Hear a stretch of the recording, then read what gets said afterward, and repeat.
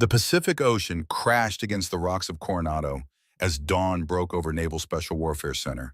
In the pre-dawn darkness, 40 men stood at attention in the obstacle yard, their breath visible in the 40-degree air. This was Bud's basic underwater demolition SEAL training, where the Navy forged its most elite warriors. Of the 40 who started, maybe 8 would finish. The instructors didn't care about feelings. They cared about one thing. Could you do the job when bullets were flying and your brothers needed you? Among the formation stood someone who didn't fit. Kira Donovan, 28 years old, stood 5'6" in a sea of men averaging 6 feet. Her brown hair was pulled into a regulation bun, not a strand out of place. Her uniform was pressed sharp enough to cut paper. She'd arrived at dawn this morning with transfer papers marked CIA Intelligence Division, which made her an instant curiosity. The whispers had already started during formation. Intel girl? Won't last 3 days. Why's she even here? But none of that mattered here. At Bud's, you started from zero. Your past was erased. Only what you could do today counted. Master Chief Duncan Everett, 52 years old and a walking SEAL legend, surveyed his trainees with eyes that had seen 3 wars and 4 decades of service. His weathered face showed no mercy, no sympathy. The tattoo on his forearm, a SEAL trident surrounded by dates, told a story of deployments most people couldn't imagine. He gestured to the obstacle course stretching behind him. Wooden walls 30 feet high, cargo nets suspended over sandpits. The slide for life, a rope angled down over a pool of water cold enough to stop your heart. Beyond that, the Pacific Ocean waited hungry and indifferent. Some of you think you're hard, Everett continued, pacing the formation. You're college athletes, high school football stars, Marines who thought the Corps was too easy. His eyes lingered on Kira for half a second. Or intel analysts who think typing reports is combat training. A few trainees snickered. Kira's expression didn't change. She'd learned long ago that reactions were ammunition for people like this. Give them nothing. Show nothing. Let your performance speak. At the opposite end of the formation stood someone everyone knew. Garrett Thorne. At 26, he was tall and broad-shouldered, with the kind of confidence that came from real combat experience. 2 tours in Afghanistan with the Marines, multiple firefights, a Purple Heart he never talked about. He'd seen brothers die. He'd killed men who were trying to kill him. That gave you a certain gravity. Garrett had 2 constant shadows. Brennan Locke stood to his right, 25 years old, always perfectly composed with the kind of posture that came from growing up in a military family. His father was Brigadier General Harrison Locke, retired, a man whose name still carried weight in defense circles. Brennan never mentioned it, but everyone knew. The pressure of that legacy sat on his shoulders like invisible weight. On Garrett's left was Wyatt Cross, 24, former college football linebacker, whose pro dreams died with a blown knee. He joined the Navy to find purpose, to prove he was more than a failed athlete. Where Garrett led with authority and Brennan with quiet competence, Wyatt followed with eager loyalty. He wanted to belong to something bigger than himself. When Kira walked past them toward the equipment shed after formation dismissed, all 3 stopped talking and stared. Not with attraction, with assessment, the way predators evaluate potential threats or prey. "Hey, new girl," Garrett called out, his voice carrying across the yard. "Careful with the obstacles today. We don't have time to carry you to the medic." Brennan smirked. Wyatt laughed on cue like he always did. Kira didn't break stride, didn't acknowledge them. She dealt with bigger problems in worse places. CIA headquarters had plenty of men who thought a woman analyst was there to make coffee and look pretty right up until her reports saved their operations. But Garrett wasn't used to being ignored. His jaw tightened as he stepped into her path, forcing her to stop or walk around him. "I said something," he said, quieter now. Dangerous quiet. Kira looked up at him. Garrett was 9 inches taller and probably 80 pounds heavier. None of that showed in her eyes. "I heard you," she replied, her voice flat and calm. "I just didn't think it needed a response." The silence that followed was sharp enough to cut. Other trainees nearby stopped what they were doing to watch. Brennan raised his eyebrows, genuinely surprised. Wyatt's grin faded into uncertainty. Garrett's smile dropped. "Careful, new girl. This isn't your intel desk with your coffee and your computers. Out here, respect matters." "Then maybe you should show some," Kira said. Before Garrett could respond, Everett's whistle cut through the air like a gunshot. Form up now, log PT in 2 minutes. Garrett backed off, but his eyes promised this wasn't over. The morning drills were designed to break people. Log PT six-man teams carrying 200-pound telephone poles through obstacle courses, ocean swims in 60-degree water, sugar cookies getting wet in the surf, then rolling in sand until every inch of skin was abraded raw. Kira performed steadily. Not spectacular, not weak. Steady. She knew the game. Stand out too much and you become a target. Perform too poorly and you're gone. The key was consistency, endurance, making the instructors forget you were there while you quietly exceeded minimums. But Garrett's group watched her like hawks, looking for weakness, waiting for failure. During the log carry Kira's team, 6 men who hadn't trained together struggled to coordinate. The log wobbled, dropped. One trainee twisted his ankle. Everett appeared instantly. Donovan, you're the lightest. Why aren't you calling cadence? Kira, soaked with sweat and salt water, didn't hesitate. On me, left, left, left, right, left. The rhythm steadied. The team moved. Everett watched for 5 seconds, then moved to the next group without comment. Kira caught Garrett staring at her with something between surprise and resentment. After log PT came the obstacle course. Kira attacked it with technical precision. She wasn't the fastest. Several men beat her time by 20 seconds. But she didn't hesitate, didn't fail a single obstacle. Her technique on the rope climb was textbook feet, locked efficient, pulls no wasted energy. On the cargo net, she moved with the confidence of someone who'd climbed worse in worse conditions. Garrett finished 10 seconds ahead of her. As Kira came off this course, breathing hard but controlled, he was waiting. Not bad, he admitted grudgingly, for an intel girl. Kira just nodded and kept walking. She wasn't here to make friends. Lunch was an MRE eaten standing up. 15 minutes to consume calories, hydrate, and prepare for afternoon sessions. Kira found a spot in the shade of the equipment building away from the clusters of trainees forming social bonds. That's when Garrett's trio approached. Still ignoring us? Brennan asked, his tone more curious than hostile. He had a politician's voice, measured, controlled, probably learned from his general father. Kira capped her water bottle, slowly buying time to assess the situation. 3 of them, one of her, but they were on base, surrounded by instructors. Physical threat, minimal. Psychological warfare, high probability. I'm not here to socialize, she said simply. I'm here to train. Wyatt chuckled. You hear that, Garrett? She thinks she's here to train. Like this is college gym class. Garrett studied her with narrowed eyes. Kira recognized the look. She'd seen it in interrogation videos and surveillance footage of terrorists assessing targets. He was trying to categorize her, figure out where she fit, how to exploit weaknesses. You know what I think, Garrett said, voice casual but eyes sharp. I think your CIA brass's diversity hire. Make the headlines show everyone the Navy's progressive. You'll wash out by Friday and they'll blame the training, not you. It was calculated, designed to provoke a reaction, anger, defensiveness, anything that would justify escalation. Kira had been trained by CIA instructors who made Garrett look like an amateur. Think whatever helps you sleep, Kira said. She turned to leave. Garrett's hand shot out, not grabbing, but blocking her path. Not quite assault, but definitely aggressive.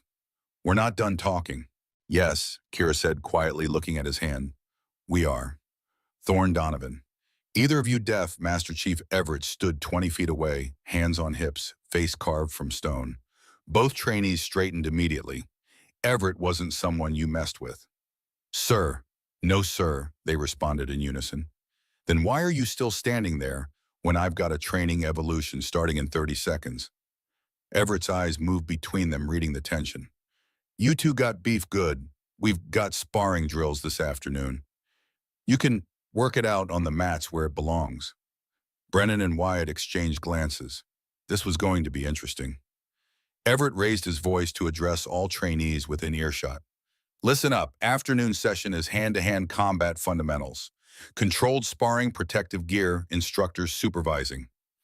This isn't your bar fight garbage. This is about learning to defend yourselves when your weapon's dry and the enemy's in your face. He paused, letting that sink in. Military combatives isn't pretty. It's not MMA with rules and referees. It's dirty, nasty, and designed to end threats. We're going to teach you joint locks, pressure points, and how to kill someone with your bare hands if necessary. Clear. Hooyah! The chorus rang out from 40 throats. Everett's gaze landed back on Garrett and Kira. Thorne Donovan, you'll be demonstration partners for the first round. Show everyone what controlled aggression looks like. Kira's stomach tightened, but her face stayed neutral. She'd trained in Krav Maga defensive tactics, basic combatives. She could handle herself, but Garrett was bigger, stronger, and had actual combat experience. This wouldn't be easy, Garrett smiled, not friendly, predatory. Looking forward to it, sir. As trainees filed toward the training hangar, Brennan leaned close to Garrett. Easy, brother, don't hurt her too bad. We need her conscious to quit on her own. Garrett didn't respond. His eyes tracked Kira as she walked ahead of them, back straight, head up, showing no fear. Wyatt muttered, this is going to be good. What they didn't know, what nobody except one person on this base knew, was that Kira Donovan had been operational, not analytical, for the last 18 months of her CIA career. After the Istanbul incident 4 years ago, Kira requested transfer from pure intelligence work to Special Activities Division, the CIA's most secretive operators, the ones who did things the government would deny. They'd initially rejected her. 5'6", 130 pounds, not the typical profile. But Kira had one advantage. She was brilliant at reading situations, anticipating moves, staying 10 steps ahead. So she trained. Krav Maga 4 days a week, boxing for timing and power, judo for grappling, defensive tactics from former Israeli commandos, weapons training at secret facilities. SARE school, survival, evasion, resistance, escape, where they literally tortured you to prepare you for capture. She'd operated in Syria undercover as a journalist, in Yemen tracking terrorist finances, in Afghanistan running assets who'd be executed if discovered.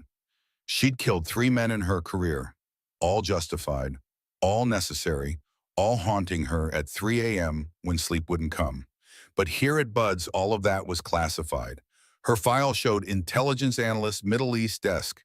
Nothing about special activities, nothing about operational experience. Because Kira wasn't just here to train, she was here to investigate. 3 SEAL teams had been ambushed in the last 4 months. Tactics predicted. Positions compromised. 12 men dead. Someone was leaking classified training information, selling SEAL playbooks to enemies who used it to kill American operators. CIA had evidence the leak originated at this training center. Kira's mission: find the leak, identify the network, and do it without blowing her cover. The sparring session wasn't just a fight. It was an opportunity to establish credibility, gain respect, and position herself to investigate. She needed to be good enough to be taken seriously, but not so good it revealed her true capabilities. Walk the line. Always walk the line. The hangar smelled of rubber mats, sweat, and the metallic tang of adrenaline. Industrial lights hung from the ceiling, casting harsh shadows. Along the walls, heavy bags swayed gently from earlier training. A full-size cage sat in one corner, used for advanced MMA-style training. Today, they'd use the open mat area, 60 feet by 60 feet, of impact-absorbing foam covered in vinyl. 40 trainees formed a loose rectangle around the mats. Energy crackled through the space. Everyone knew what was about to happen. The new girl versus Garrett Thorne. The intel analyst versus the Marine combat veteran. This was going to be a lesson probably for her. Everett stood at the edge of the mat with 2 assistant instructors, both younger SEALs, who'd volunteered to help with training while between deployments. One of them, Petty Officer Richards, grinned as Kira and Garrett approached. All right, listen up, Everett began, voice carrying across the hangar. Hand-to-hand combat is our last resort. If you're in a knife fight or hand-to-hand, something's already gone wrong. But when it happens, you need to end it fast. We're going to demonstrate basic takedown defense, counterstrikes, and joint manipulation. He gestured to racks of protective gear. Both of you gear up. Headgear, mouth guards, gloves. This is controlled sparring, not a cage match. Understood. Yes, sir, Kira and Garrett responded. As they geared up, Kira caught fragments of whispered conversations around her, giving her 5 seconds. Garrett's gonna destroy. Why even bother? Kira blocked it out, focused on her breathing, visualized the fight. Garrett stripped off his shirt before gearing up. Typical alpha moves: show off the physique and intimidate the opponent. And admittedly, he was impressive. Muscled like someone who'd spent years in military gyms. Scars from shrapnel visible on his ribs. A warrior's body. Brennan called out from the sideline. Show her how it's done, brother, Garrett grinned, bumping fists with Wyatt. Then he turned to Kira, voice low enough only she could hear. Nothing personal, Donovan. But you need to learn this isn't your world. Kira met his eyes.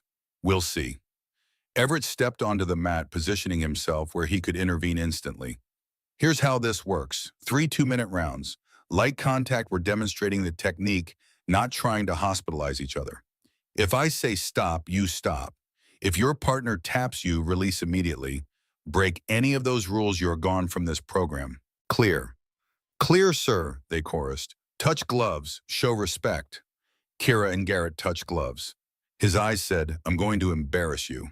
Hers said, try. Everett stepped back. Begin, Garrett came forward immediately. Aggressive orthodox stance, left foot forward, right hand cocked. Classic boxer's approach with power in the rear hand. He threw a jab, testing Kira's reaction. She slipped it easily, head movement, taking her just outside the punch's arc. Good. He'd started light, giving her a chance to quit before it got serious. Garrett circled right. Kira mirrored, maintaining distance. He threw a jab cross combination. Kira parried the jab, slipped the cross, countered with a quick body jab that surprised him, not hard, but accurate. Not bad, Garrett admitted, resetting. The trainees watching went quiet. She wasn't collapsing. She was actually moving like someone who'd trained. Brennan leaned toward Wyatt. She's got some skills. Garrett increased pressure, throwing a 3-punch combination jab cross hook. Kira blocked the first 2, but the hook caught her shoulder, spinning her slightly. Not a hard shot, but it showed the weight difference. When Garrett hit even at half power, it moved you. Kira reset quickly, stance solid. This was the dangerous phase. Garrett now knew she had some training. His ego was engaged. Would he keep it light or escalate? He escalated. Garrett shot in for a takedown. Level change, fast hands reaching for her legs. Basic double leg takedown, effective, aggressive. Kira sprawled instinctively. Hips back, hands fighting for underhooks. They grappled for position, strength versus technique. Garrett's superior size won. He lifted Kira and drove forward, taking her to the mat. But she turned mid-fall, preventing him from establishing dominant position. They scrambled. Kira tried to lock a guillotine choke. If she could get it, Garrett's size wouldn't matter. Chokes worked on everyone, but Garrett's wrestling was too good. He postured up, broke her grip, established side control. Heavy pressure crushed down on Kira's chest, making breathing difficult. He worked for an Americana lock on her arm, a shoulder submission that would force a tap. Kira bridged explosively, disrupting his base, and slipped out the back door. She wasn't stronger, but she was technical and slippery. Everett called time, round 1 complete. They separated, returning to corners. Kira was breathing hard but controlled. Garrett barely winded. He nodded across the mat, genuine respect in his eyes. She was better than expected. But round 2 was about to get worse. Everett reset them to standing. Round 2, same rules. Begin. Garrett's demeanor had shifted. Now it was serious. The playful aggression was gone. This was combat. He came forward behind a stiff jab that snapped Kira's head back, followed immediately with a low kick to her lead leg, painful, strategic, meant to slow her movement. Kira checked it late, absorbing most of the impact. Her leg would bruise tomorrow, if there was a tomorrow. Garrett pressed forward, sensing advantage. He threw a jab cross hook combination with real power behind it. Kira slipped the jab, but the cross clipped her temple. Stars exploded in her vision. She backpedaled, creating space. The trainees were yelling now, excitement building. This was what they came for. Real fighting, real pressure. Garrett stalked forward. Kira tried a front kick to maintain distance, but he checked it with his knee and closed the gap. They entered clinch range, the most dangerous area for Kira. His strength advantage was maximized here. Garrett locked a tie clinch, hands behind her head, pulling down while driving knees toward her midsection. Kira got her forearms up, blocking the worst of it, but one knee slipped through, striking her ribs. Pain lanced through her side. Focus. Breathe. Technique beats strength. Kira stopped fighting the clinch. Instead, she stepped in, reducing leverage, and threw a short elbow toward Garrett's jaw. It missed by inches, but forced him to release and create space. She should have backed off then. Should have used the space to reset. But Kira's competitive fire, the same fire that made her push through SEER school, that made her volunteer for operations others refused. That fire said, show him what you can do. So she attacked. Kira threw a combination she drilled 1,000 times, low kick jab, cross spinning back fist. The low kick connected, making Garrett wince. The jab found his nose. The cross grazed his chin. And then the spinning back fist, a flashy move, risky, but with knockout power if it landed clean. Garrett ducked under it and countered with an overhand right that had all his weight behind it.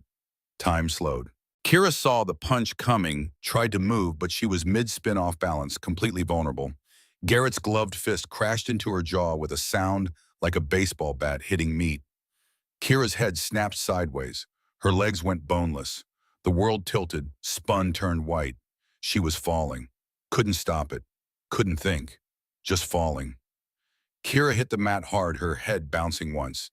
Darkness rushed in from the edges of her vision. Stop! Everett's voice cut through the fog. But Garrett wasn't done. Adrenaline, momentum, instinct, whatever drove him forward, he took a step toward Kira's prone body, raising his fist for a follow-up strike. I said stop, Thorne. Garrett blinked, came back to himself, looked down at Kira's unconscious form. Horror crossed his face for half a second, then defiance. She was fine. She was unconscious. Everett was in Garrett's face now, apoplectic with rage. You hit her with a follow-up after the knockout. That's not training, that's assault. The hangar went dead silent. Everyone stared at Kira's still body. Brennan started forward. Garrett, what the hell? Then Garrett felt it. A hand on his wrist. Cold, strong, unmovable. Garrett tried to pull away reflexively. Couldn't budge an inch. The grip was like iron. A voice behind him, arctic cold. Touch her again and I'll break every bone in that hand. Garrett's blood ran to ice. Everyone turned. Standing behind Garrett, his hand locked on Garrett's wrist in a grip that turned skin white, was Commander Reese Caldwell. At 38, he was everything a SEAL should be. Weathered face, pale blue eyes, SEAL trident on his black t-shirt. His call sign was Reaper, and everyone knew why. Now Reese held Garrett's wrist in a textbook pressure point control technique.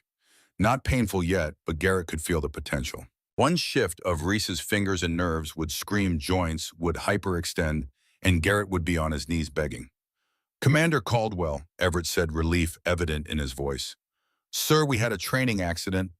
That wasn't an accident, Reese said quietly, eyes never leaving Garrett. That was assault. Garrett tried to maintain composure. Sir, with respect, she was still fighting. You were standing over an unconscious opponent with your fist raised, Reese interrupted. I watched you throw the knockout punch. Clean hit. She went down hard. You knew she was out, and you still stepped forward. Reese's grip shifted minutely. Garrett gasped as pain shot up his arm. Reese continued in that same calm voice. You're what, 6'2", 220. She's 5'6", maybe 130. You hit her at full power, knocked her unconscious, and were preparing to strike again. What do you think happens when a 220-pound man punches an unconscious 130-pound woman? I wasn't... Garrett's face reddened, shame and anger mixing. You were. Reese released Garrett's wrist with a slight push that sent Garrett stumbling back. Thorne Wright, Marine, 2 tours, Afghanistan, transferred to SEAL program 4 months ago. Garrett blinked, surprised Reese knew his file. Yes, sir. Then you know better. In combat, you fight until the threat's neutralized. She was neutralized the second she hit the mat. Everything after that is just violence for violence's sake. Reese's voice remained calm, but every word cut. We don't do that. We're not thugs. We're professionals. Brennan couldn't help himself. Sir, Garrett didn't mean. Reese's gaze shifted to Brennan.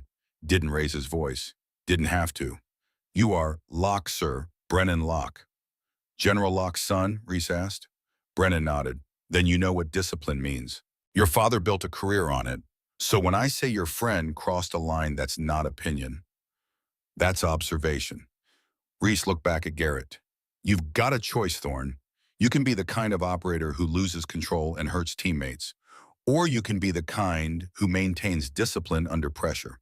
First type gets people killed. Second type leads teams. Which are you? Garrett swallowed hard. Every instinct screamed to defend himself, to argue, to fight back.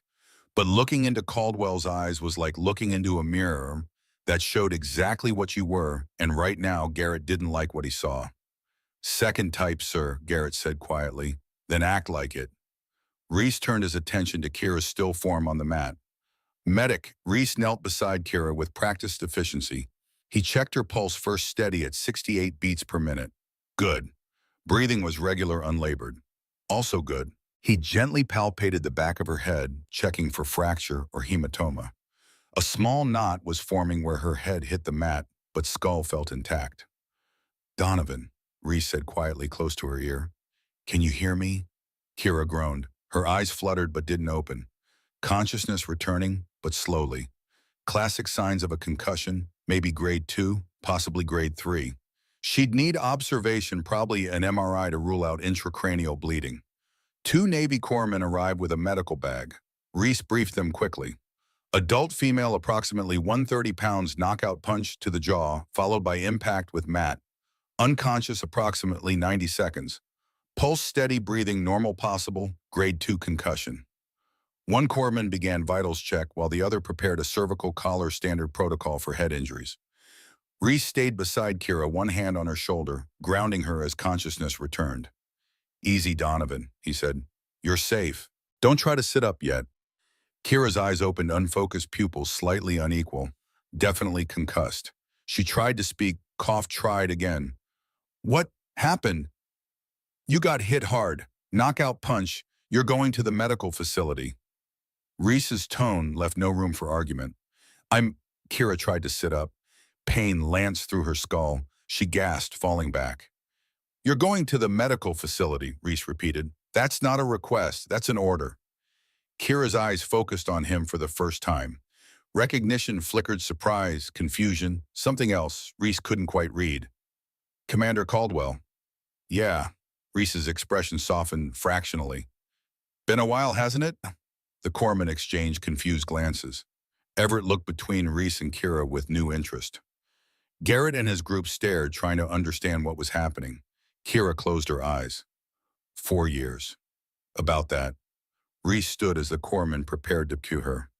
We'll talk later. After they clear your brain for damage. It was already damaged, Kira muttered. Otherwise, I wouldn't be here. Despite everything, Reese almost smiled. Same dark humor. That hadn't changed. As the corpsman escorted Kira out on a stretcher, she'd refused the backboard, insisting she could walk but compromised. Brennan grabbed Garrett's arm. Brother, what the hell was that? Brennan's voice was low, urgent. You could have seriously hurt her. Garrett pulled his arm free. She knew what she signed up for. Did she sign up for you hitting her while unconscious? Wyatt asked quietly. Because that's what it looked like. Garrett turned on them. Whose side are you on? Yours, Brennan said immediately. Always, but Caldwell's right.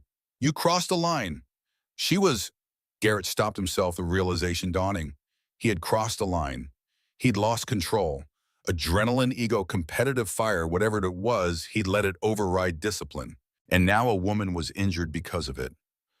Damn, Garrett breathed. Wyatt nodded. Yeah, damn. Everett approached them, face carved from granite.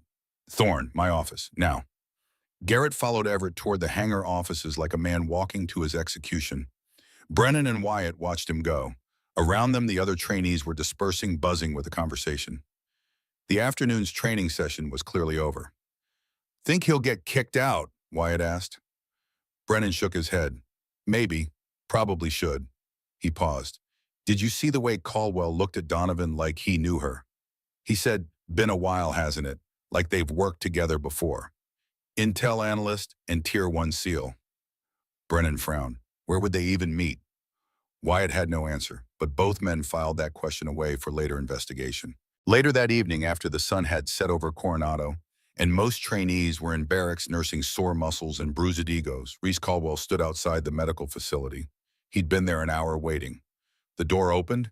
Kira emerged, walking slowly but steadily. A small bandage covered her temple. Her jaw was swollen, already turning purple, but her eyes were clear. Commander, she said, didn't expect you to wait. Needed to make sure you were okay. I've had worse. I know. They stood in silence for a moment. 4 years of history hung between them. 4 years of guilt and anger and unspoken words. Finally, Kira spoke. Istanbul, I wondered if you'd remember. I remember everything about Istanbul, Reese replied quietly, especially the part where you nearly got yourself killed for a laptop. The intel on that laptop prevented attacks that would have killed hundreds. I made the right call. I know. Reese's admission surprised them both. I was wrong to blame you. Your analyst died because the enemy found the safe house, not because you stayed to complete the mission. You made the hard call, the right call, and I made it worse by questioning your judgment when you needed support. Kira's throat tightened. 4 years she'd been waiting for those words. 4 years of guilt and anger and second-guessing herself. Why tell me now, she asked. Because you're here for something more than training, and whatever it is you're going to need help. Last time I refused to trust your judgment, people died. I won't make that mistake again. Kira stared at him. He knew, or at least suspected. Reese, we'll talk tomorrow, Reese interrupted gently, after you've rested. But know this, you're not alone here. Whatever you're investigating, and I'm in. Kira wanted to deny it, to maintain her cover, but looking into Reese's eyes, she knew it was pointless.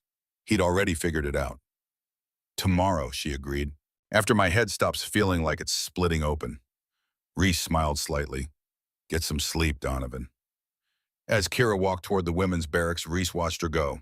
Then he pulled out his phone and made a secure call. This is Caldwell. I need deep background on current SEAL casualties. Last 4 months.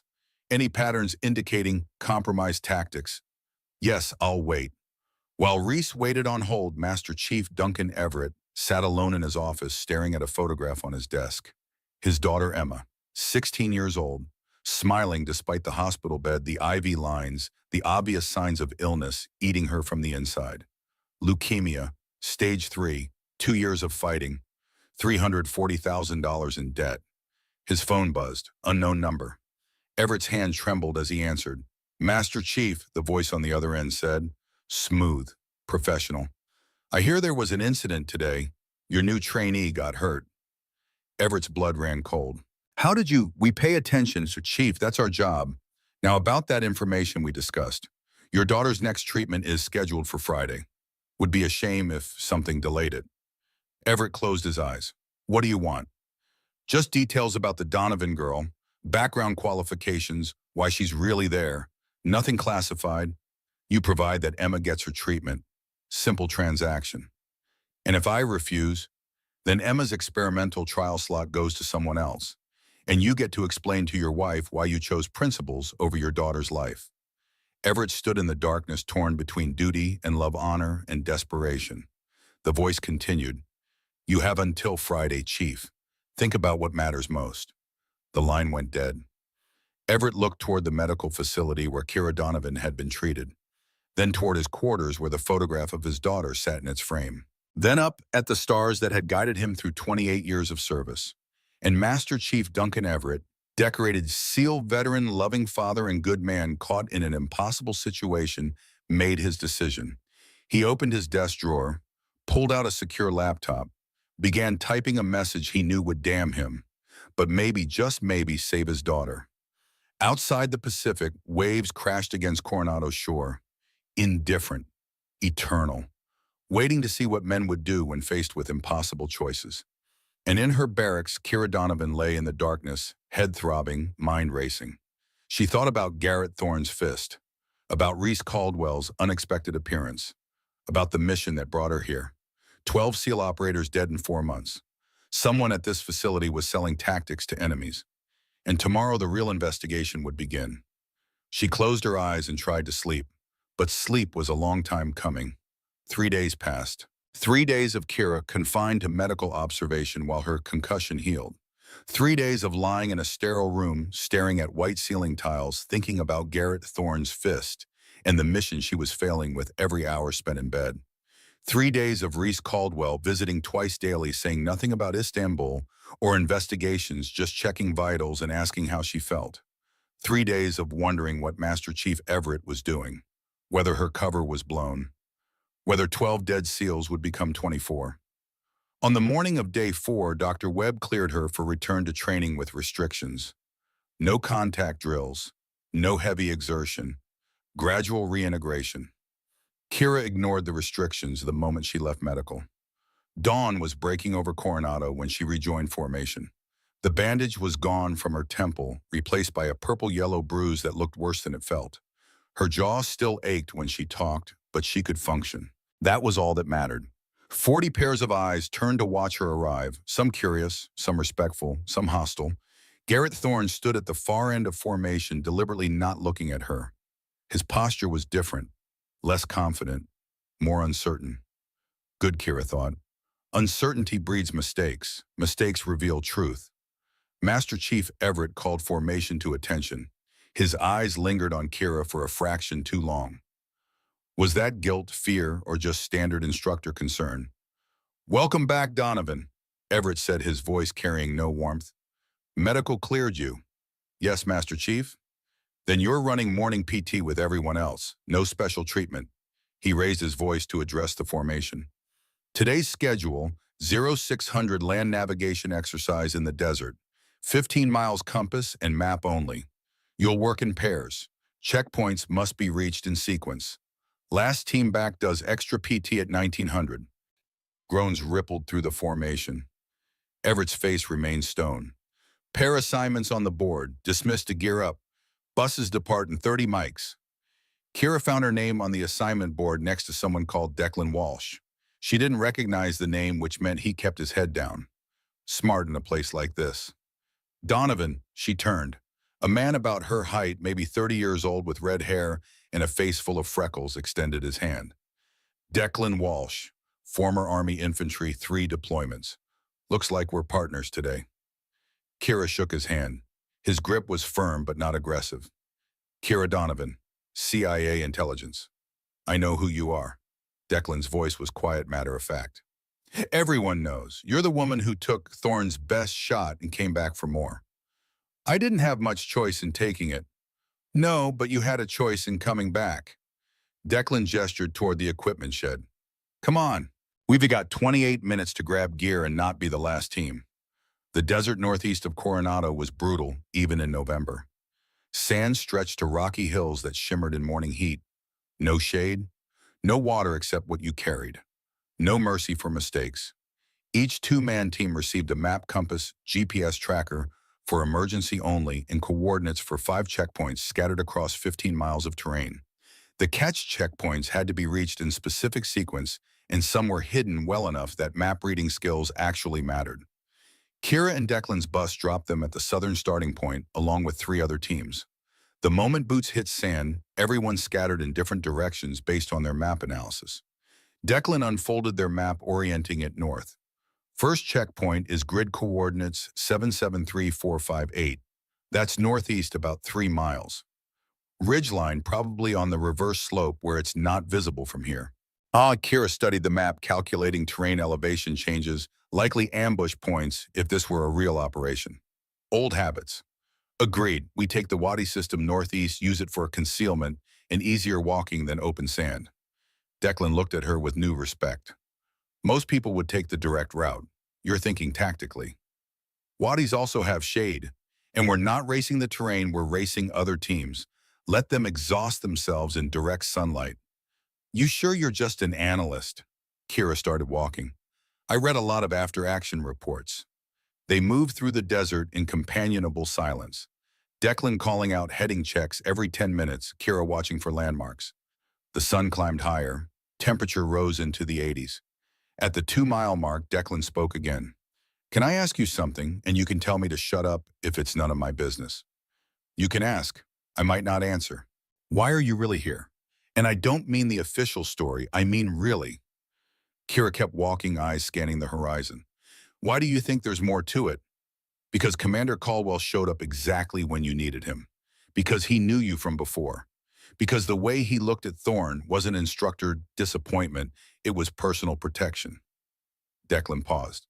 And because 3 weeks ago, a guy claiming to be NCIS asked me questions about security protocols, surveillance schedules, and whether I'd noticed anything unusual about new trainees with intelligence backgrounds. Kira stopped walking, turned to face him. What did you tell him? Nothing, because something felt wrong about the whole conversation. Questions were too specific, too focused on infrastructure rather than personnel. Declan met her eyes. So I'm asking you straight, are you investigating something here? Decision point, trust, or deflect? Kira's instincts, honed through 4 years of operations, said Declan Walsh was exactly what he appeared to be, a solid soldier asking honest questions. If I were, Kira said carefully, would you help or hinder?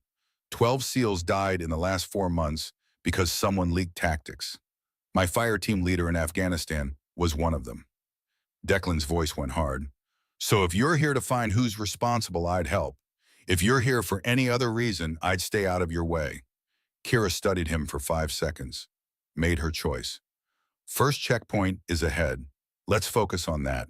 We can talk more tonight. Declan nodded slowly. Fair enough. They found the first checkpoint hidden behind a rock outcropping on the ridge's reverse slope, exactly where Kira predicted. The instructor waited there with a logbook to record their time. Donovan and Walsh, not bad. You're the second team here. Second meant someone was faster.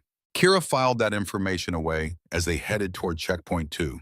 The desert sun was merciless now, temperature pushing 95 degrees. Sweat soaked through their uniforms. Water consumption had to be carefully managed. Too little, and you cramped, or worse, too much, and you ran out before finishing. Kira's head throbbed with each step. The concussion wasn't fully healed despite what she'd told medical. But pain was just information. You acknowledged it and kept moving. At checkpoint 3, they encountered another team, Garrett Thorne and Wyatt Cross. The four of them arrived simultaneously from different directions, converging on a water cache hidden in a small canyon. The instructor there, Petty Officer Richards, grinned at the timing. Well, this is interesting. Sign in both teams.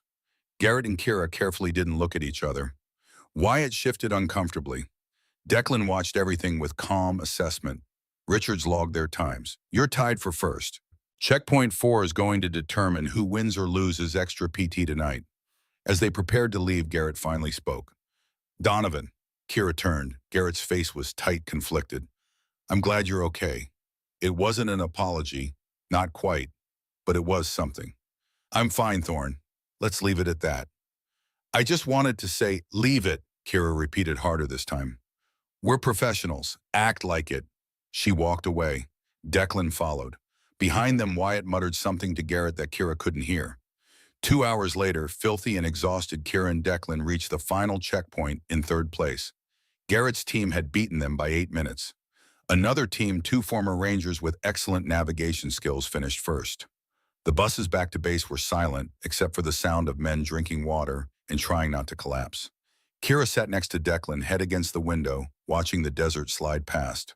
Her phone buzzed. Restricted number. She answered quietly. Donovan. It's Caldwell. My office when you get back. We need to talk. About why Master Chief Everett spent yesterday accessing classified training files he has no operational need for, and about why those files all relate to maritime insertion protocols for active SEAL teams. Kira's blood went cold. Benito. I'll be there in 20. She hung up. Declan was watching her. Trouble, he asked quietly. Always. Reese Caldwell's office was Spartan. Metal desk, 2 chairs, filing cabinets, and walls covered with photograph drafts from deployments and operations that would never be officially acknowledged. The only personal item was a SEAL trident mounted in a shadow box with dates underneath: Iraq, Afghanistan, Syria, Yemen. Kira entered to find Reese studying a laptop screen, his face grim. Close the door. She did, sat without being invited. How bad is it? Reese turned the laptop to face her. On screen was a security audit log showing file access times, user IDs, and document classifications. Everett accessed 17 classified files yesterday between 2200 and 2330. All of them maritime operation protocols, insertion techniques, communication procedures, extraction contingencies. Reese's finger traced down the list. This isn't random browsing. This is targeted intelligence gathering. He's the leak, Kira said quietly, or he's being forced to be. Reese pulled up another window showing a different document. I did some digging. Everett's daughter Emma has stage 3 leukemia. Medical costs have bankrupted the family. $340,000 in debt. Insurance maxed out. That's motive for desperation, not treason. Agreed, which is why I kept digging. Reese clicked to another screen. 4 weeks ago, a charitable foundation called Apex Medical Research contacted Everett, offered to get Emma into an experimental treatment program. Cutting-edge therapy, best chance for survival. Completely free. Nothing's completely free, Kira said. Exactly. Apex Medical Research is a subsidiary of Apex Strategic Solutions. And Apex Strategic Solutions is owned by Brigadier General Harrison Locke, Kira finished. Brennan's father. Reese nodded. Retired Army general with extensive special operations liaison experience. Now runs a defense contracting firm that does everything from logistics support to private security to medical research. Very diversified, very profitable, very well connected. Kira's mind raced through implications. A general with defense contracts would have legitimate reasons to know about SEAL operations, but he'd also know the value of classified training protocols to foreign buyers or rival contractors. He'd know exactly what to steal and how to sell it, Reese agreed, and he'd know how to leverage desperate people like Everett to get access. Does Brennan know? No evidence of that. From what I can tell, Brennan's a good kid trying to live up to an impossible legacy. His father's using him without his knowledge. Reese leaned back. Question is, what do we do about Everett? He's compromised. He's feeding intel to Locke, but he's doing it to save his daughter. We use him, Kira said immediately. Let him keep feeding information, but we control what information he feeds. Turn him into a channel for disinformation. That's risky. If Locke suspects Everett's been turned, he'll kill the daughter's treatment. Probably kill Everett too to cover tracks. Then we don't turn him officially. We just make sure the information he steals is exactly what we want Locke to have. Reese studied her with something like admiration.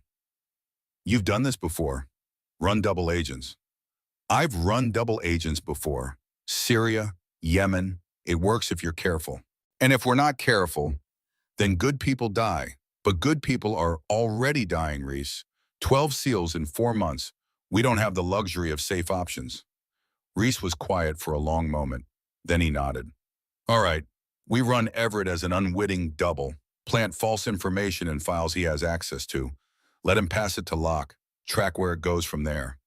I'll need to set up surveillance on Everett's communications, Kira said, and we need to identify Locke's handler. Someone's collecting the intel from Everett. That's our weak point. I'll handle the surveillance. You focus on identifying the handler. Reese hesitated. There's something else. Yesterday I was contacted by NCIS. They've been running a parallel investigation into SEAL casualties. They didn't know CIA was involved. How much do they know? Enough to be dangerous. They've identified the pattern of compromised tactics. They've narrowed the leak to this facility. But they don't know about Everett or Locke yet. We need to keep it that way, Kira said. NCIS moves in now. Locke goes underground, and we never identify the full network. We need him to think he's safe. Agreed, I'll stall NCIS. Buy us time. Reese met her eyes. But Donovan, understand this, we're operating outside normal channels now. If this goes wrong, there's no backup coming, no official support, just you, me, and whatever allies we can trust. I've operated outside channels before. It's where the real work gets done. Istanbul, among others. Reese nodded slowly. Then let's do this right. What do you need from me? I need access to Everett's office after hours. I need to plant monitoring software on his computer. And I need you to keep Garrett Thorne and his friends occupied so they don't stumble into something that gets them killed. Thorne's still a problem. Thorne's a wild card. He's suspicious, he's asking questions, and he's got just enough tactical sense to be dangerous. Either we bring him in or we keep him busy. Bringing him in is risky. His ego might make him do something stupid. Then keep him busy. Extra training, night exercise, whatever it takes to keep him away from the investigation. Reese considered this. I'll handle it. When do you need access to Everett's office? Tonight after midnight when everyone's asleep. I'll make sure you have a clear window. But Donovan, Reese's expression was serious. Be careful. If Everett catches you or if Locke has surveillance, we don't know about this whole operation collapses. I'm always careful. No, you're not. You're brave and you're brilliant, but careful isn't your strong suit. That's what got you in trouble in Istanbul. Kira smiled slightly. I thought you said I made the right call in Istanbul. I did, but the right call isn't always the careful call. Reese stood. Go. Get some rest before tonight. You look like hell. Thanks. You really know how to compliment a woman. I'm not trying to compliment you. I'm trying to keep you alive. As Kira left his office, Reese watched her go with an expression somewhere between concern and respect. She was right about operating outside normal channels. That's where real intelligence work happened. But it was also where people died when things went wrong. That evening, after formation dismissed and trainees scattered to evening routines, Garrett Thorne found himself summoned to Reese Caldwell's office for the second time in 4 days. This time felt different. Less punishment, more evaluation. Sit down, Thorne. Garrett sat. Reese remained standing, studying him with those unsettling pale blue eyes. You've been asking questions, Reese said. Not accusatory, just stating fact. Certain. About Donovan, about why she's here, about classified SEAL casualties, and whether there's a connection. Reese leaned against his desk. You're not as subtle as you think you are. Garrett's jaw tightened. With respect, Commander, my fire team leader died 3 weeks ago in an ambush that shouldn't have happened. Enemy knew exactly where his team would be. I've got a right to ask questions. You've got a right to follow orders and trust the chain of command. The chain of command hasn't stopped 12 SEALs from dying. No, Reese agreed quietly. It hasn't. The admission surprised Garrett. He'd expected denial deflection, maybe punishment for insubordination. Not agreement. Reese moved to the window, looking out at the darkening obstacle course. You want to know if there's an investigation happening, if Donovan's part of it, if the casualties are linked to a leak at this facility. Yes, sir. What would you do if the answer was yes? I'd ask how I could help. Even if helping meant trusting people you don't like, following orders you don't understand, keeping your mouth shut when every instinct says to act. Garrett hesitated. That was harder. If it meant catching whoever killed my brothers? Yes. Reese turned back to face him. Then here's what you're going to do. You're going to stop asking questions. You're going to stop watching Donovan. You're going to train like a SEAL candidate and keep your head down. Can you do that? Is there an investigation? Can you do that? Reese repeated harder. Yes, sir. Good, because the best way you can help right now is by being invisible. Let the professionals work. Reese's expression softened slightly. I know that's not what you want to hear. You're a Marine. Marines act. But sometimes the smartest action is patience. How long? As long as it takes, days, maybe weeks. And if more SEALs die while we're being patient, then that's on me, not you. I'll carry that weight. Reese moved to the door, opening it. Dismissal. Get out of here, Thorne. Get some food, get some sleep. Tomorrow's going to be a long day. Garrett stood, started to leave, then turned back. Commander, for what it's worth, I was wrong about Donovan. She's tougher than I thought. She's tougher than both of us thought, Reese said. Now go. After Garrett left, Reese pulled out his phone and sent a single text message to Kira. Thorne's contained. Window opens at midnight. You'll have 2 hours before patrol rotation changes. Make them count. Midnight at Naval Special Warfare Center was quiet but never silent. The ocean provided constant background noise, occasional voices from night watch, the distant sound of training that never really stopped even when most trainees slept. Kira moved through shadows like she'd been taught in the Special Activities Division training. Black clothes, soft-soled shoes, face darkened with camouflage paint. She looked like a prowler, which is exactly what she was. Master Chief Everett's office was in the administrative building, second-floor corner office with a view of the Pacific. Kira had studied the approach during daytime reconnaissance. 2 security cameras covered the main entrance. 1 more covered the rear. The side entrance near the stairs had a blind spot for exactly 4 feet. She used those 4 feet. Lockpicking took 90 seconds. CIA had sent her to the same school that trained case officers for black bag operations. She could open most commercial locks in under 2 minutes, military locks in under 5. Everett's office door was commercial. Easy. Inside, she closed the door silently and moved to his computer. Government-issued Dell password protected, but she'd expected that.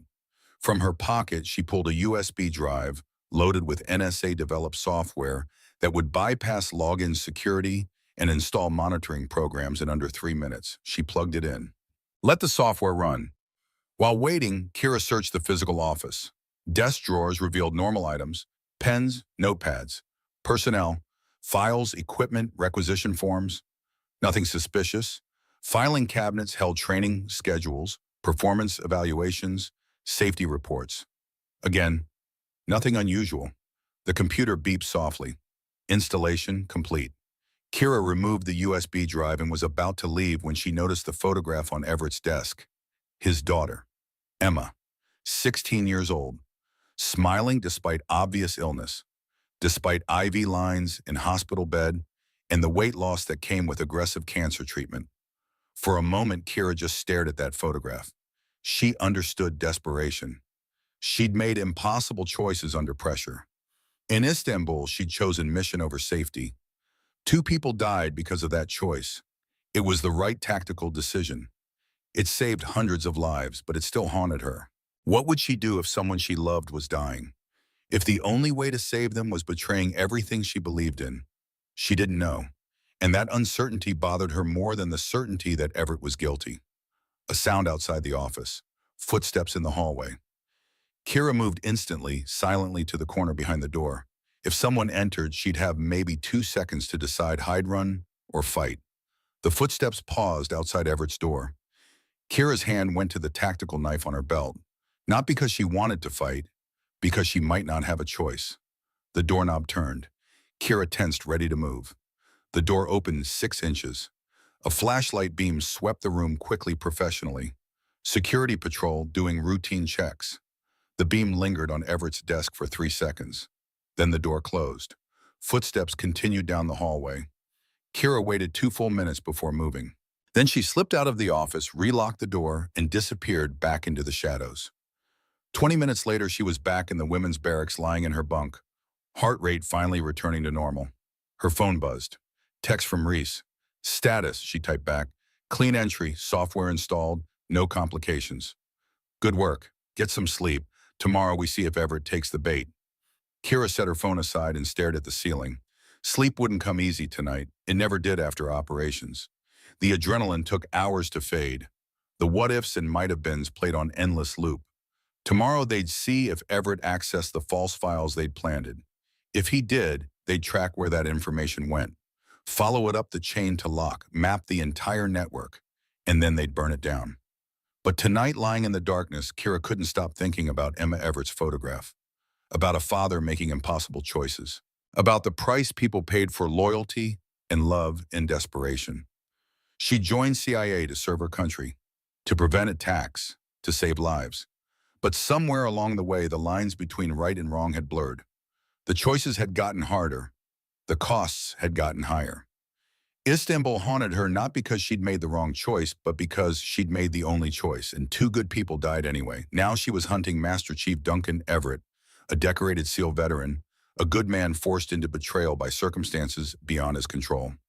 Was that justice or just another impossible choice? Kira didn't have answers. She just had mission objectives and operational protocols and the cold comfort of knowing she was doing her job. Tomorrow would bring new complications. Garrett Thorne was still asking questions. Brennan Locke was still unaware his father was a traitor. Declan Walsh was still waiting for answers she couldn't give. And somewhere out there, an enemy was counting on 12 dead SEALs being just the beginning. The next morning brought advanced combat training, CQB drills in the shoot house, a facility designed to simulate urban warfare. Tight corridors, blind corners, rooms that could hide threats or friendlies. The trainees were divided into 4-man teams. Each team would clear a building filled with pop-up targets, some marked as hostile, some as civilian. Shoot the wrong target and you failed. Miss a hostile target and you died. Simple concept, brutal execution. Kira found herself assigned to a team with Declan Walsh, a quiet former Ranger named Marcus Rivers, and surprisingly Brennan Locke. Garrett and Wyatt were on a different team. Brennan acknowledged her with a curt nod. Professional, distant, good. Master Chief Everett briefed them before the exercise. Room clearing is the most dangerous thing you'll ever do in combat. Confined spaces, unknown threats, limited visibility. You enter wrong, you die. Your team dies. Civilians die. He demonstrated proper technique, pieing corners, button hook entry, fatal funnel awareness, sectors of fire. Donovan Everett called, demonstrate point man entry on door 1. Kira moved to the door, weapon up, finger off trigger. She sliced the corner, gradually exposing the room while minimizing her own exposure. Smooth, professional. Everett watched without expression. Acceptable. Where'd you learn that training, Master Chief? What kind of training? The kind they don't put in personnel files. A few trainees chuckled. Everett's eyes narrowed slightly, but he moved on. The exercise began. Kira's team entered the shoot house with Declan on point, her second Marcus, third Brennan rear security. They moved through the first room clean, 2 hostile targets, both engaged correctly. Second room was harder. 3 targets, 2 hostile, 1, a civilian holding a child. Split-second decisions. Declan took the first hostile, Kira took the second. Marcus held fire on the civilian. Perfect execution. Third room was where things got interesting. They entered to find a complex scenario. 4 targets, 2 hostile, standing 1 hostile prone behind cover, 1 civilian hostage held at gunpoint. The team had to engage 3 threats while not hitting the hostage, all within 5 seconds. Declan engaged the standing hostiles. Kira and Marcus split to flanking positions. Brennan provided overwatch. The prone hostile was the problem. Terrible angle, limited exposure, high risk of hitting hostage if the shot wasn't perfect. Kira made the decision in milliseconds. She moved right, exposing herself to draw the target's attention. The hostile's weapon tracked toward her. Marcus took the shot. Clean kill. Hostage safe. Threats neutralized.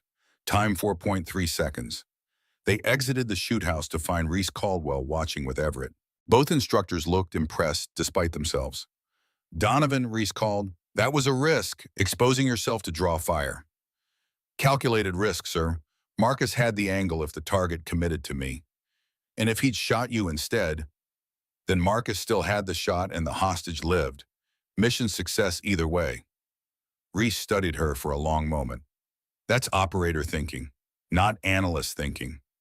Kira met his eyes. Maybe the lines aren't as clear as people think, sir.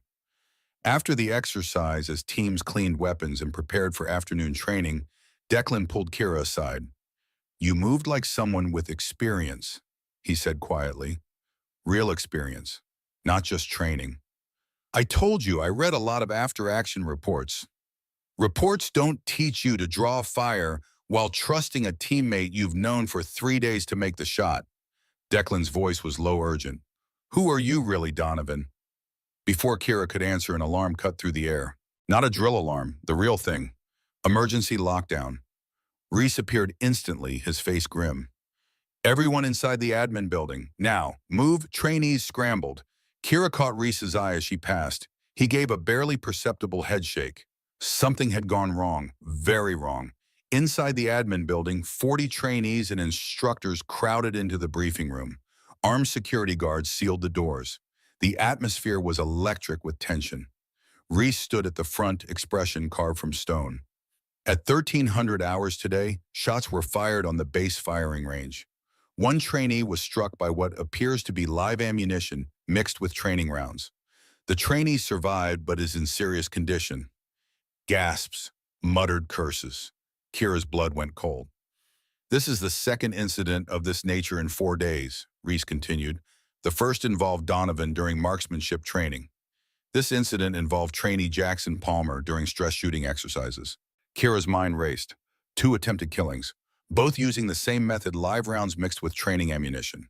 Both targeting trainees, but why Palmer? He wasn't investigating anything.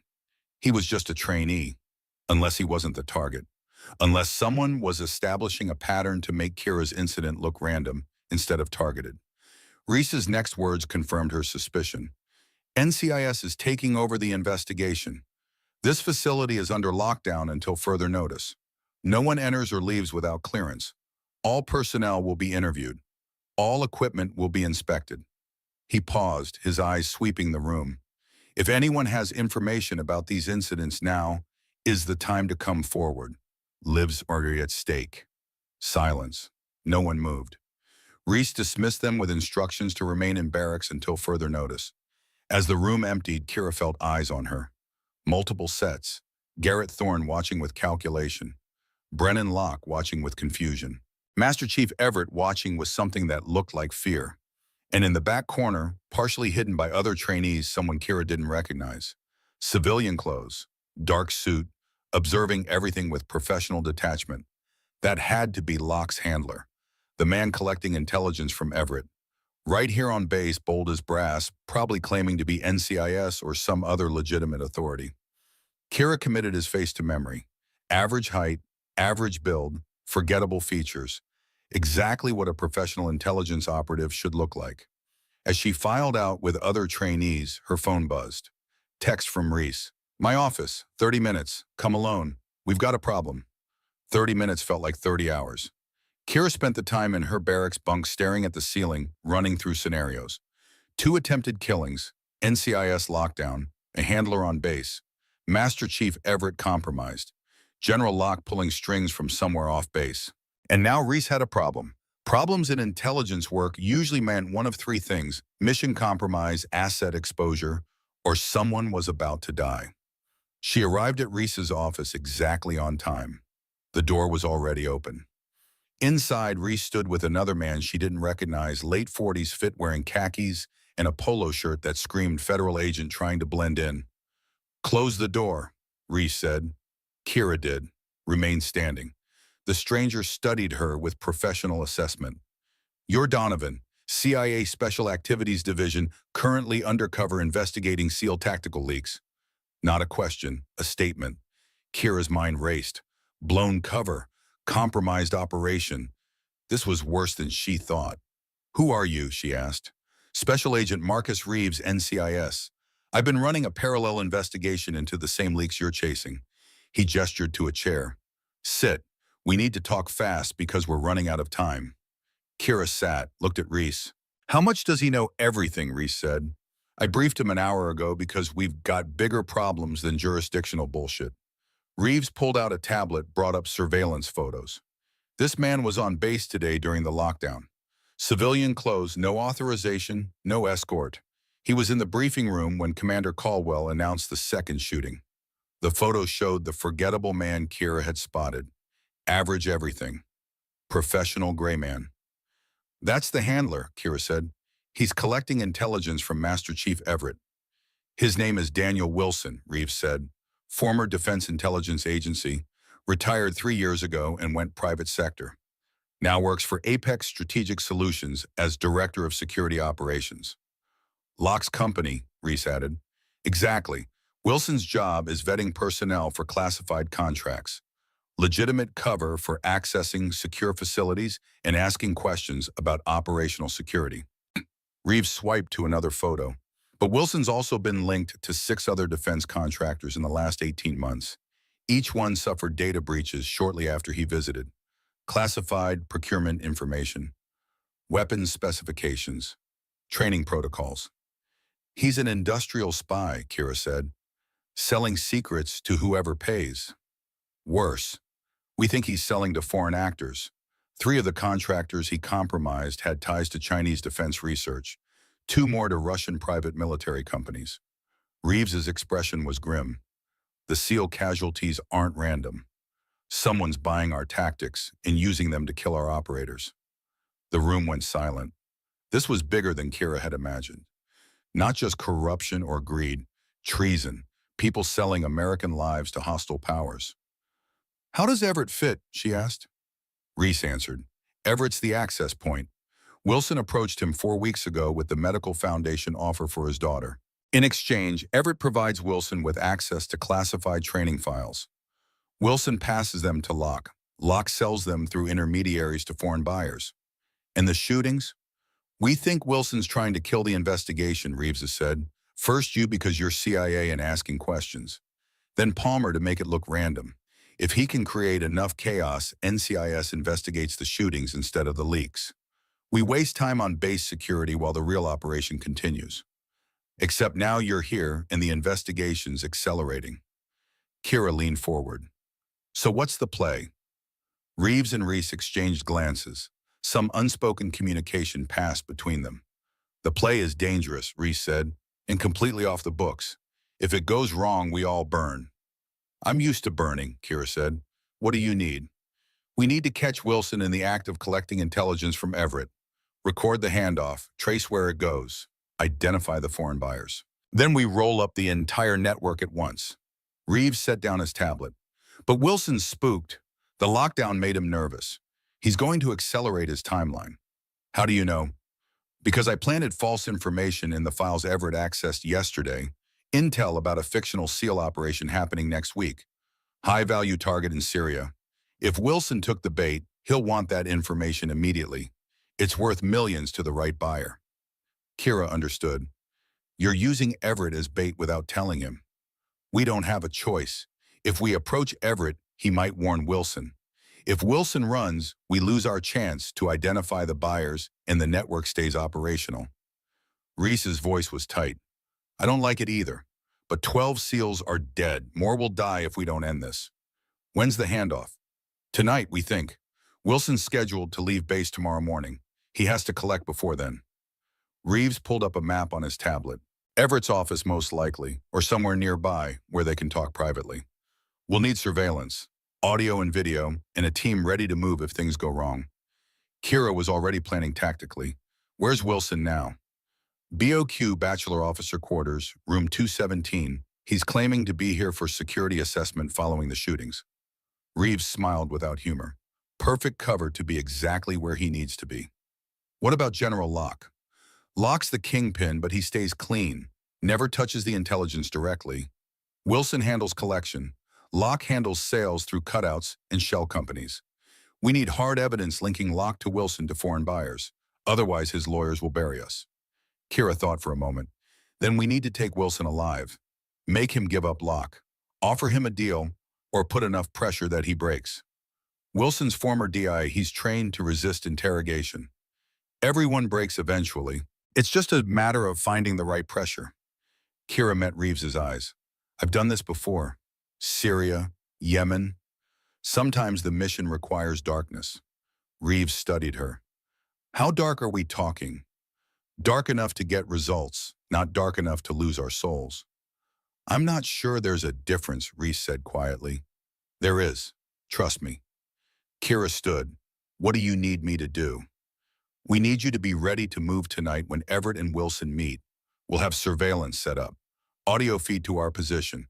When Wilson takes possession of the intelligence, we move in with NCIS backup and secure both of them. Reeves stood as well. But Donovan understands this. Wilson's dangerous. Former paramilitary operations officer.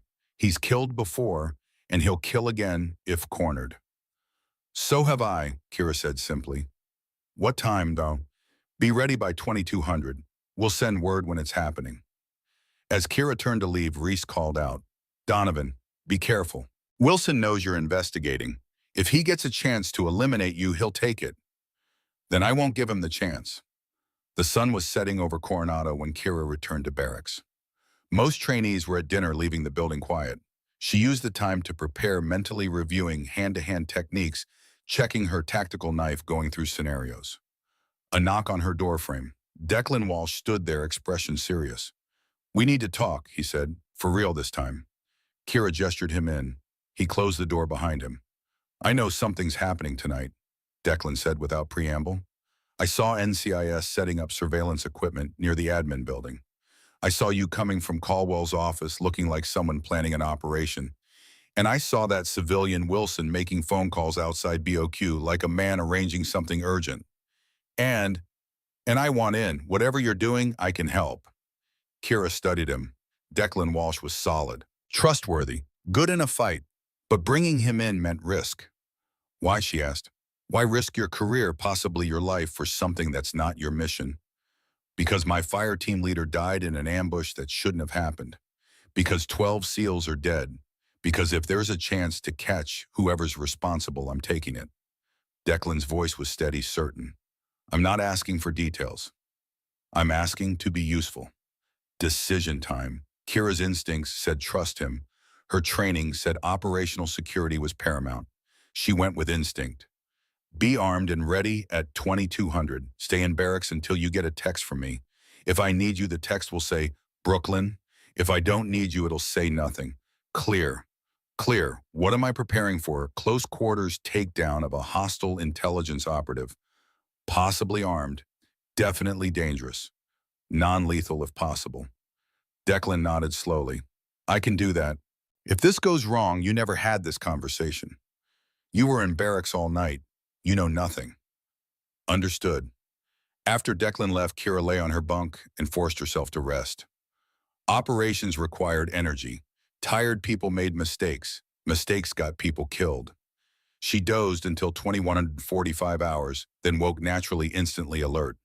The barracks were quiet, most trainees asleep or pretending to be. She dressed in dark clothes, not quite tactical gear, but close enough. Her phone buzzed at 21:53 hours. Text from Reese. Everett just left his quarters, heading toward admin building. Wilson moving from BOQ same direction. It's happening. Kira texted back acknowledgement, then sent another text to Declan, Brooklyn. 3 minutes later, Declan appeared at her door dressed similarly dark, his face set with determination. Where? He asked quietly. Admin building. We're back up for NCIS takedown. Stay behind me. Follow my lead. If shooting starts, cover and concealment, not heroics. Got it. They moved through the darkness toward the admin building. The base was quiet, most personnel asleep or in standard night watch. Security lights created pools of illumination they avoided sticking to shadows. Reese and Reeves waited behind the equipment shed with a sight line to the admin building's side entrance. Both wore tactical gear earpieces for communication sidearms on their hips. Reese's eyes narrowed when he saw Declan. Who's this backup? Kira said. Walsh, former Army infantry. Solid, trustworthy. This isn't a democracy, Donovan. No, but it's a numbers game. 4 is better than 3 if things go kinetic. Reese looked like he wanted to argue but didn't have time. He handed Kira an earpiece. Channel 2, you'll hear everything we hear. She fitted it, immediately heard Reeves's voice. Target 1, entering building. Target 2, 50 meters back, approaching from north. Kira peeked around the shed, saw Everett enter through the side door, moving like a man heading to his execution. Shoulders slumped, head down. 30 seconds later, Wilson appeared. Professional surveillance scan before entering, checking sight lines, looking for watchers. He was good, but not good enough to spot the thermal cameras Reeves had positioned. Wilson entered the building. Both targets inside, Reeves said. Audio is live. Through the earpiece, Kira heard the sound of a door opening. Everett's voice tired and defeated. I have what you wanted. Can we please just finish this? Wilson's voice calm and professional. Show me. Rustling papers. The sound of keyboard typing. Then Wilson, this is good, very good. Syrian operation next week, high-value target. My clients will pay well for this. Your clients, Everett's voice cracked. You mean the people killing our SEALs? The people I'm helping murder American operators? You're helping your daughter live. That's all that matters. Don't get philosophical on me now, Chief. I can't do this anymore. I'm turning myself in. Tomorrow, I'm telling NCIS everything. Silence. Then Wilson's voice colder now. I'm afraid that's not an option. The sound of a weapon being drawn, metal sliding against leather. No? Everett's voice panicked. Wilson, wait. You're a liability, Chief. Too much conscience, too much guilt. You were always going to break eventually. Reese was already moving. Go, go, go. They sprinted toward the building. Kira reached the door first, kicked it open. The sound of the breach echoed like a gunshot. Inside second floor, they heard shouting. A single gunshot. Then silence. Kira took the stairs 3 at a time, Reese and Declan right behind her. They reached the second floor to find Everett's office door closed. Muffled sounds inside. Reese stacked on the door. Kira second. Declan third. Standard entry formation. NCIS, open the door, Reese shouted. No response. Reese kicked the door. It splintered open. Inside, they found Master Chief Duncan Everett on the floor, clutching his shoulder, blood seeping through his fingers. Wilson stood behind Everett's desk, pistol aimed at them, using the desk as cover. Stay back, Wilson shouted. I'll shoot him again. It's over, Wilson, Reese said calmly, weapon trained on Wilson's center mass. NCIS has the building surrounded. You've got nowhere to go. I've got a hostage and a gun. That's somewhere. You've got a wounded SEAL in about 30 seconds before you're either dead or in custody. Choose wisely. Wilson's eyes darted between them, calculating odds. He was boxed in. 3 armed opponents. Wounded hostage who couldn't move fast. No exit. But Wilson was trained. Dangerous, desperate. He made his choice. Wilson fired twice, one round at Reese, one at Kira, and dove through the window behind him in a crash of breaking glass. Kira felt the bullet pass close enough to hear it. She was already moving a returning fire through the window, providing cover as Reese rushed to Everett. Declan, window, don't let him escape. Declan was at the window instantly, weapon up, scanning. He hit the ground running, heading east toward the water. Kira made a split-second decision. I'm pursuing. You stay with Caldwell and Everett. Donovan, wait for backup. But Kira was already out the window, dropping 15 feet to the ground, rolling to absorb impact, coming up running. Wilson had maybe 30 seconds head start. In the darkness, that was enough to disappear if you knew what you were doing. And Wilson knew what he was doing. Kira sprinted after him, following the sound of footsteps on pavement. Her night vision adjusted quickly. She could see Wilson's silhouette ahead, running toward the beach access point. He was heading for the ocean. Smart. Water eliminated tracking. Could swim north or south along the coast. Disappear into San Diego proper within an hour. Kira pushed harder, legs, burning lungs, screaming. She was fast, but Wilson was fast too. And he had momentum. They hit the beach at full sprint. Sand slowed both of them, but Wilson adapted faster, angling toward the harder-packed sand near the waterline. 50 meters to the ocean. 40. 30. Kira knew she had one chance. She couldn't let Wilson reach the water.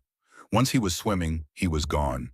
She launched herself in a desperate tackle, arms outstretched, aiming for Wilson's legs. Her shoulder caught his knee. They both went down hard in the sand, tumbling, grappling. Wilson twisted, bringing his pistol around. Kira grabbed his wrist, forced the weapon away from her face. They struggled for control. Wilson was stronger, heavier, but Kira was trained in Krav Maga, designed specifically for this desperate close-quarters fighting, where size mattered less than technique and will. She drove her knee into Wilson's solar plexus. He gasped, grip loosening. She stripped the pistol from his hand, threw it away into the darkness. Now it was even. No weapons, just hand-to-hand. Wilson recovered fast, throwing an elbow that caught Kira's jaw. Pain exploded. Stars. She'd been here before. 4 days ago, Garrett's knockout punch. She knew what came next. Not again. Kira drove her palm into Wilson's nose. Felt cartilage break. He roared, grabbed her throat, squeezing. She couldn't breathe. Vision narrowing. Training took over. She targeted his eyes with her thumbs. Brutal. Effective. Wilson released her throat to protect his vision. She sucked in air, spun behind him, locked in a rear naked choke. Wilson thrashed, trying to break her grip. He was powerful, but she had position, technique, and 4 years of operational experience that taught her how to finish fights. She squeezed, compressed his carotid artery. Blood flow to brain restricted. Consciousness fading. Wilson's struggles weakened. 10 seconds, 15. 20. Wilson went limp. Kira held the choke another 5 seconds to be sure, then released. Checked his pulse. Still alive. Unconscious, but breathing. She rolled off him, gasping, spitting blood from her split lip. Her jaw throbbed. Her throat felt crushed. But she'd won. Footsteps behind her. She spun, hand going to her knife. Reese appeared out of the darkness, weapon raised, then lowered when he saw her. Jesus, Donovan, I said wait for backup. No time, he was getting away. Is he alive? For now. Reese knelt, zip-tied Wilson's hands behind his back, checked him for weapons, found a backup pistol and ankle holster, a knife in his belt, and a phone in his pocket. Nice work, Reese said. Reckless, dangerous, borderline suicidal, but nice work. How's Everett up? Alive? Shoulder wound clean through, he'll recover. Reese looked at Wilson's unconscious form. This bastard's going to talk. He's going to give us everything. Locke, the buyers, the whole network. Behind them, more footsteps. Reeves appeared with 4 NCIS agents, weapons drawn, tactical lights sweeping the beach. Secure the prisoner, Reeves ordered. 2 agents moved to Wilson, checking Reese's zip ties, adding more restraints. Donovan, you okay? I'll live. Probably need ice for my jaw, though. That's becoming the pattern for you. Reeves almost smiled. Good takedown. We've got him. Now we make him talk. They transported Wilson to a secure interrogation facility on base. Medical treated his broken nose and checked for concussion, then cleared him for questioning. He woke up 90 minutes after Kira knocked him unconscious, finding himself in a windowless room with his hands cuffed to a table. Kira watched through one-way glass as Reeves began the interrogation. Reese stood beside her, arms crossed, expression grim. How long until he breaks? Reese asked. Depends on his training and his leverage. Former DIA means he knows interrogation resistance. But everyone breaks eventually. Kira studied Wilson through the glass. Question is whether we have time. If Locke realizes Wilson's been captured, he'll burn the network and disappear. We've got surveillance on Locke. If he moves, we'll know. Inside the interrogation room, Reeves was taking a straightforward approach. Mr. Wilson, you're facing multiple charges. Espionage, attempted murder of a federal officer, conspiracy to commit treason. You're looking at life in federal prison. Possibly death penalty if we prove your intelligence led to American casualties. Wilson said nothing, just stared at the wall. But Reeves continued, if you cooperate, we can talk to the prosecutor. Reduce charges, maybe get you protective custody instead of general population. Because let me tell you, former intelligence officers don't do well in federal prison, especially ones who got SEALs killed. Still nothing. Reeves tried for another 20 minutes. Different approaches, different average points. Nothing worked. Wilson stayed silent. Finally, Reeves left the room frustrated. He's not talking. Professional resistance. He'll wait for his lawyer, probably already planning his defense. Let me try, Kira said. You're CIA. You can't interrogate him without proper authorization. I'm not going to interrogate him. I'm just going to talk. Reese and Reeves exchanged glances. Reeves nodded reluctantly. 10 minutes. That's it. Kira entered the interrogation room alone. Wilson's eyes tracked her as she sat across from him. Recognition flickered. You're the CIA analyst, Wilson said. First words he'd spoken. The one I tried to kill on the range. Twice, Kira corrected. Once was me, once was Palmer to make it look random. You're thorough, I'll give you that. You should be dead. I'm harder to kill than I look. Kira leaned back in her chair. I'm not here to threaten you, Mr. Wilson. I'm here to offer you reality. I don't need reality from a CIA analyst. I'm not just an analyst. I'm Special Activities Division. I've run operations in Syria, Yemen, Afghanistan. I've killed enemy combatants. I've extracted assets under fire. I've made hard choices in dark places. She paused. So I understand moral ambiguity. I understand desperation. I understand the moment when you cross a line and can't find your way back. Wilson's expression shifted slightly. Curiosity. You were DIA. You served your country. Somewhere along the way you made a choice. Maybe it started small. Maybe you told yourself it wasn't really wrong. But it grew, got bigger, got darker, and now you're here. Kira leaned forward. I'm not judging you. I'm telling you the truth. You have one chance to make this right. Give us Locke. Give us the buyers. Help us stop the killings. Or watch everything you believed in die in a federal prison cell while SEALs keep dying because we can't shut down the network. Why would I help you? Because part of you still remembers being the good guy. Part of you hates what you've become. I can see it in your eyes. You're not a monster, Wilson. You're just a man who made bad choices. But you can still make one good choice. Silence stretched. Wilson stared at her, something working behind his eyes. Finally, he spoke. If I talk, I need guarantees. Protective custody, reduced charges, and my family never knows what I did. I can't promise all of that, but I can promise we'll try. Not good enough. It's all you're getting, because in about 6 hours, General Locke is going to realize you've been captured. He'll burn every connection, kill every witness, and disappear. Then you're just a traitor who gave up nothing and gained nothing. Or you can talk. Now help us roll up the network and maybe save a few lives before it's too late. Wilson closed his eyes. When he opened them, something had changed. Not quite redemption, but acceptance. All right, I'll talk, but I want it on record that I cooperated. Done. Wilson took a deep breath. General Harrison Locke runs Apex Strategic Solutions. But that's just the front. His real business is intelligence brokerage. He finds classified information from defense contractors, military personnel, anyone with access. Then he sells it through intermediaries to foreign buyers, mostly Chinese, some Russian, even some Iranian. The SEAL training protocols. That was my assignment. Locke knew SEAL tactics were being updated after casualties in Syria. He wanted the new protocols. Figured out Master Chief Everett was vulnerable because of his daughter. Had me approach him with the medical foundation offer. Everett provided access to classified files. I collected them and passed them to Locke. Who did Locke sell them to? Chinese Ministry of State Security. They paid $2 million for comprehensive SEAL maritime insertion protocols. They've been sharing that intelligence with proxy forces in Syria and Yemen. That's how your SEALs got ambushed. Enemy knew exactly where they'd be and how they'd come in. Kira felt cold fury building. 12 men dead for $2 million. Where's the proof? Financial records, communications. Locke's too smart for direct evidence, but he keeps everything on an encrypted server at his estate in La Jolla. Insurance policy in case his buyers turn on him. Get access to that server, you get everything. How do we access it? Wilson smiled with odd humor. That's the hard part. Locke's estate has private security, former special forces contractors, top-tier surveillance. The server's in a vault in his study, biometric locks. The only way in is if Locke lets you in.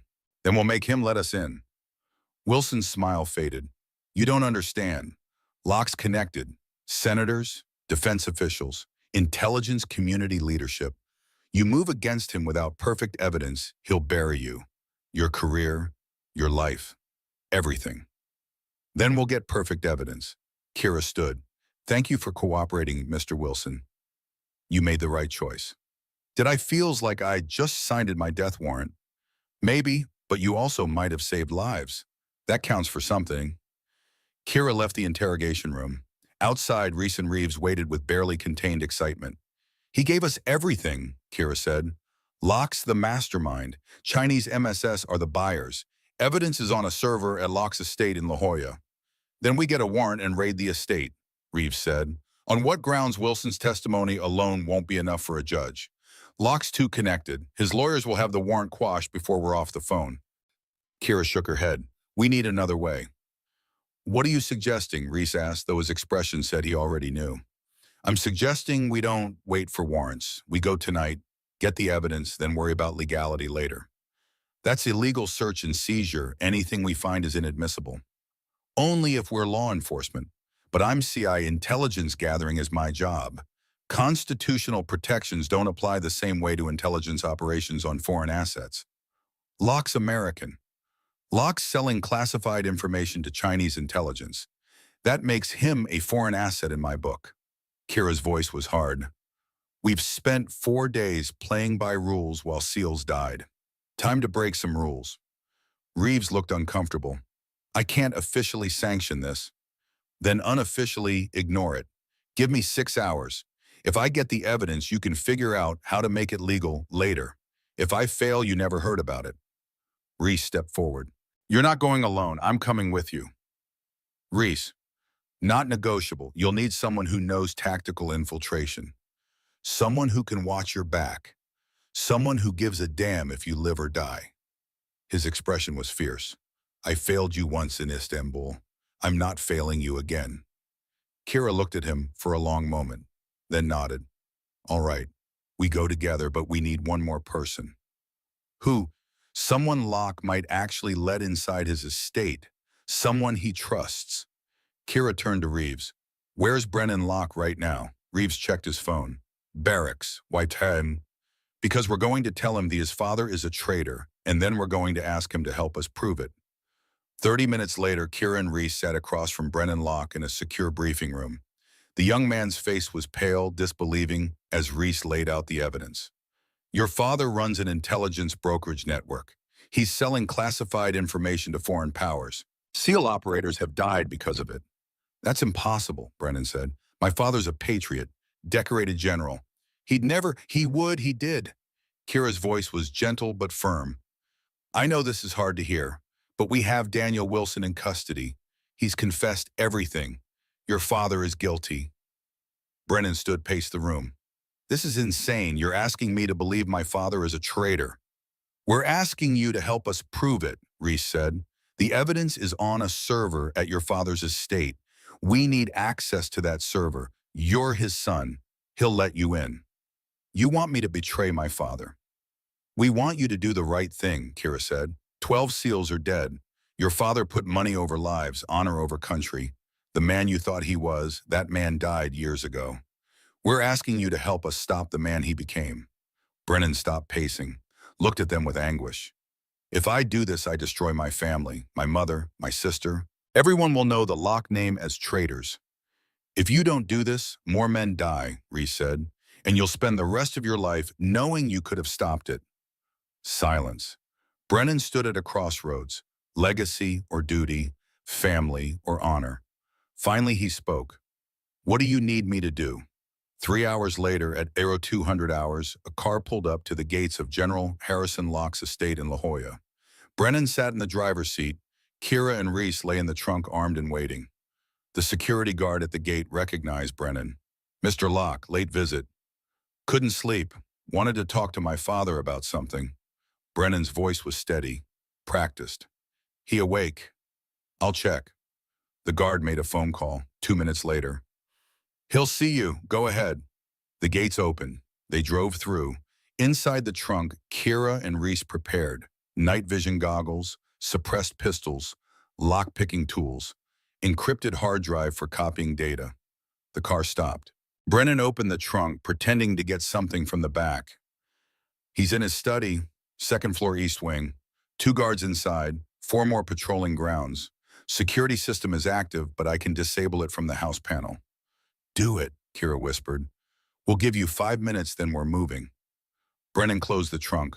They heard his footsteps fade toward the house. Kira and Reese waited in darkness, counting seconds. At exactly 5 minutes, Kira felt the trunk release mechanism trigger. They emerged silently, weapons up, scanning for threats. The estate was massive. Mediterranean architecture, manicured grounds, exterior lights creating pools of illumination they had to avoid. They moved like ghosts. Years of training, operations in hostile territory. This was just another mission, another target, another chance to fail or succeed. The study was on the 2nd floor. They took an external maintenance ladder, climbing to a balcony. The door was locked. Kira picked it in 40 seconds. Inside, they found themselves in a library. Books lined the walls, expensive furniture. And through another door, General Harrison Locke's study. Voices inside. Locke and Brennan talking. They couldn't breach yet. Kira and Reese waited in the library, listening. Can't sleep, huh?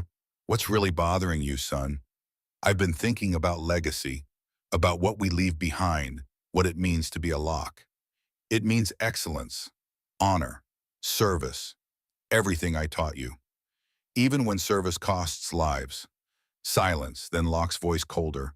What are you talking about? Daniel Wilson was arrested tonight. NCIS has him in custody. He's talking. More silence, then, I see. And what is he saying? Everything? The server, the Chinese, the SEAL casualties? Brennan's voice cracked. Tell me it's not true, Dad. Tell me Wilson's lying. I don't have to tell you anything. Locke's voice was ice. You came here to get me, to confess. Did NCIS send you, or was it that CIA girl poking around the base? I came here to give you a chance to explain, to tell me there's another side to this. The other side is that I served 30 years and got nothing. They cut my pension, forced me out because I was too old, too expensive. So I found another way to make money, to provide for this family, for you. By selling secrets that got men killed. By doing what I had to do to survive. Locke's voice rose. You think the world cares about honor, about duty. It's all about money and power, son. I taught you better than to be naive. You taught me to be a soldier, to serve my country, to put mission above self.